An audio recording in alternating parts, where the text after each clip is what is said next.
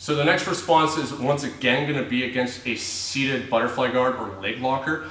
Paul Schreiner is the one that first talked about the idea that we want to be passing our opponent's guard that is least preferred. So if somebody starts in a seated position against me, it's easy to assume at that point that this person feels comfortable in a seated position and wants to attack, especially say a leg locker. That's how they're going to have the most mobility in their hips and how they're going to be able to cover distance and get underneath our legs. If somebody is comfortable with de la Hiva, reverse de la Hiva, worm guard, stuff like that, if we're looking at the gi, they're usually going to be starting on our back, on their back. And so what we want to do is try and put them in the other position that they're not going to be as comfortable. So someone who wants to play a recumbent guard on their back, force them into a seated position, and then if they are in a seated position, force them onto their back. So Kevin is here in a seated position. I'm going to be outside of the range that he's not able to, say, perform something like an idiot sweep where he can extend his legs, hook, and dump me backwards. We can be a square stance or a staggered stance here. I typically go square stance, but only be square stance if we're out here. And if Kevin was to try and extend, I can always back up. I'm going to be safe from here. Nothing wrong with a square stance if I know that he doesn't have the ability to generate force in the direction of which my plane of base is weak. Back up slightly. What I'm going to do is I'm going to look to control the hands. So I'm taking my hands and I'm gripping. You can get that grip similar to like the Aikido wrist locks. We can just grab the top of the hand. I'm able to even grab the hands up top like this with the C frames or the Y blocks of the hands, thumb, and finger, so I can push down. I can even just look at getting my hands to the inside space. What I need is I need a direct line to his feet. I'm looking to grab at the Achilles behind his heels.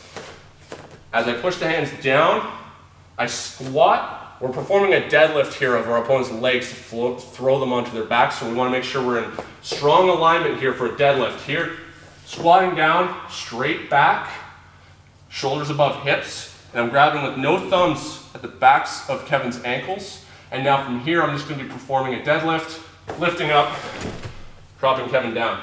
We can potentially, with the momentum, start to look to invert our opponent by pushing them back. But Kevin is going to be starting to throw his legs over and perform egg beaters immediately. And from here, I'm looking to control inside space. Sometimes you'll end up with both legs inside, nothing wrong with that. But depending on where we're at in the stage, if Kevin reacts much sooner, I'm just looking at starting to penetrate with this leg, force Kevin's leg inside if I want to, or he's going to end up there anyway, and I end up into the floating position. Okay. Here.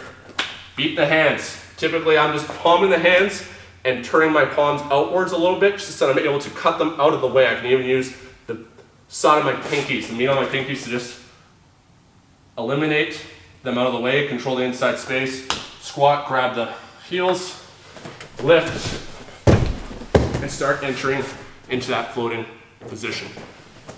This is going to enter into a lot of different positions that we're able to, any of the kind of movement style passes, pressure passes, or into the floating position. You're going to have a lot of different choices here. From here, Kevin's sitting forward, lifting up,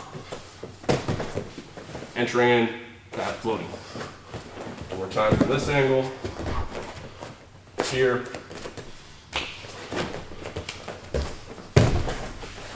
entering in to that floating position. If your opponent keeps their legs really wide, nothing wrong with basically starting to enter into a floating position, controlling both legs on the inside, and we can start to look to staple a knee down like we did in the previous video where Gordon Ryan had used that technique against Dustin Ekbard.